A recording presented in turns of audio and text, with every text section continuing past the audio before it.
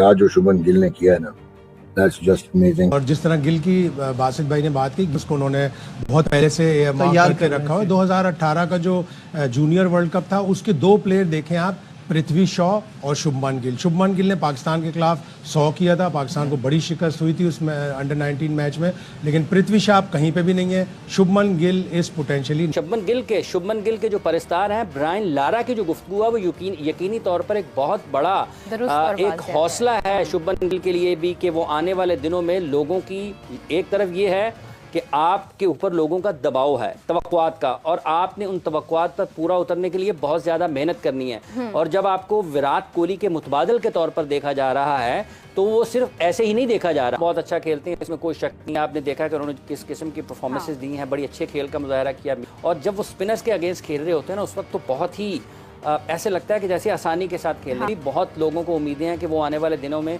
जो इंडिया के क्रिकेट है उसके लिए बहुत ही बेहतर अंदाज में अपनी कारकर्दगी को आगे बढ़ा सकते हैं। Today it was all Shubman Gill. I mean उस बंदे की जो फॉर्म है, this is only his second test as captain. 161 runs to add to his 269 in the first innings. The guy has scored 430 runs in just one test match. Gill की जो बात है कि उसने बता दिया कि मैं सोशल मीडिया का प्लेयर नहीं हूँ, सोशल मीडिया का बैट्समैन नहीं हूँ, अपने बाजू पे खेला हूँ, अपने बाजू पे आया हूँ। तब शुभमन गिल का जो मतलब आज रोल रहा, it was like outstanding.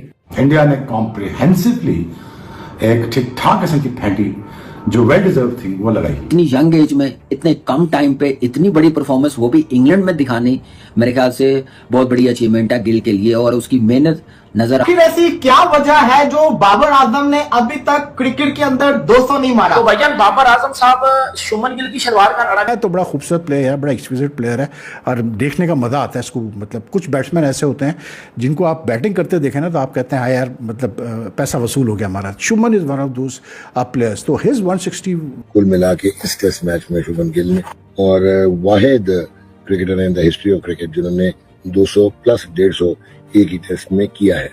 So runs गैलर for India. और गिल इस वक्त तक अभी सिर्फ 4 इनिंग्स खेले हैं, 2 टेस्ट मैच अभी 3 रहते हैं, 585 रन कर चुके हैं, और ये एज कप्तान उन्होंने शुरू किया है, 300 कर दिए उन्होंने 4 इनिंग्स में। अच्छा ये बताएं, किसी ने 1000 रन किए, किसी 5 टेस्ट की सीरीज या 6 टेस्ट की सीरीज में? इन एडवांस मुबारक हो। अच्छा ये भी कमाल हो गया कि शुभमन गिल 29 दफा ओपनिंग की इनिंग खेली और 30 दफा उन्होंने वन डाउन खेली। इस सीरीज में 4 दफा बैटिंग की है, नंबर 4, और कितने रन बनाए? 585। 4 नंबर शूट कर गया उनको। हाँ, नंबर कभी कभार आपको कर दे। खेल भी बहुत अच्छा रहा है, उसके बाद सारे शॉट्स हैं। बेहतर क्या है कि बॉल खेलने वाली कौन सी है, छोड़ने वाली कौन सी। उसके बाद पकड़े नहीं गए, वो ऐसा गेम को लेके गए 450, 500, 550। इन्होंने सोचा कि जीत जाते हैं, अब इतना कर दो कि जीत ना पाए। It was all Shubman Gill. I mean उस बंदे की जो फॉर्म है, this is only his second test as captain. 161 runs to add to his 269 in the first innings. The guy has scored 430 runs in just one test match. Add to that is 147 in the first innings of the first test. So he's already what do you call it? आप लगाए तो 430 और 577 run कर चुका है ये बंदा, ठीक है। The highest runs scored in a test series ever in cricket history are 970 something by Sir Don Bradman. That was the 5 test match series way back, and उसमें 7 इनिंग्स खेली थी डॉन ब्रैडमैन ने, जिसमें से 7 इनिंग्स में 974 run कुछ इन्होंने किए थे। But looking at the way Shubman Gill is going, already 570 plus run, 3 test matches to come, he's got a very good chance of breaking that record. That is if the same form continues. Flawless innings थी भाई, और तीनों innings में एक चीज़ बड़ी इस test में खास करके जो बड़ी खास बात है ना शुभमन गिल की, वो ये है कि आराम से खेला है, शुरू में सेटल डाउन हो गया, सेट हो गया, इंट्रेंच हो गया, and then because he plays so much T20 cricket and one day cricket, he has this ability कि जब वो चाहता है वो एक्सीलेटर दबा देता है।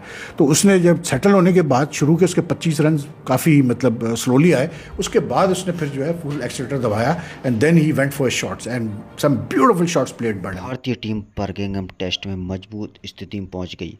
भारत ने चौथे दिन दूसरी पारी में 6 विकेट पर 427 रन बनाकर टीम घोषित करी। इंग्लैंड को जीत के लिए 608 रन का लक्ष्य दिया। दिन का खेल खत्म होने तक इंग्लैंड ने 3 विकेट गंवाकर 72 रन बना लिए थे। इन सब के बीच सोशल मीडिया पर जो रूट के आउट होने को लेकर चर्चा शुरू हो गई। कुछ कहना है कि जो रूट नॉट आउट थे, वहीं कुछ लोगों का कहना है कि वह आउट होने के नियम के अनुसार है। जो रूट अपनी दूसरी पारी में आकाशदीप की गेंद पर क्लीन बोल्ड हुए। रूट आकाशदीप की गेंद पर पूरी तरह चकमा खा गए। उनका बैट और गेंद के बीच गैप बन गया। गेंद सीधे जाकर स्टंप को उड़ा ले गई।